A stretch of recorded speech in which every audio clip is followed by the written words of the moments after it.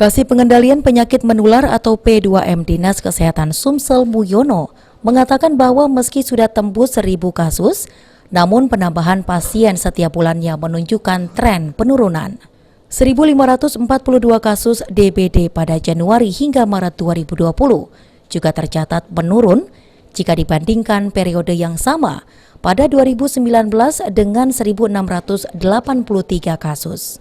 Sementara total kasus DBD sejak 1 Januari hingga 6 April 2020 mencapai 1.561 kasus. Distribusi paling banyak berada di Kota Palembang dengan 316 pasien dan Prabu Muli dengan 207 pasien. Sementara 3 kasus meninggal berasal dari Kabupaten Banyu Asin, Muratara, dan Musirawas.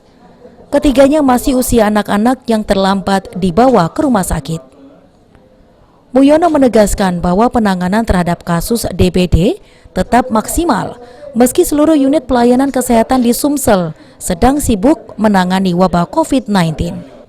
Upaya-upaya pencegahan masih terus disosialisasikan kepada masyarakat terkait pola hidup bersih dan sehat atau PHBS serta langkah 3M, menguras, mengubur, dan menutup. Sampai tanggal 7 April ini kita sudah ada 1.561 kasus ya, dengan kematian 3 orang, yaitu di Muratara, Morainim, dan Banyu Asin. Paling banyak kasus kita di Palembang untuk tahun 2020 ini sebanyak 316 kasus. Ini kalau kita lihat dari grafik kita, ya, dari grafik bulan kita, paling tinggi kemarin di bulan Januari. Ya. Bulan Januari ada 623 kasus, ya.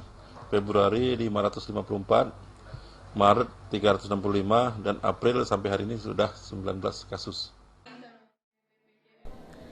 Ade Sunandar, PAL TV.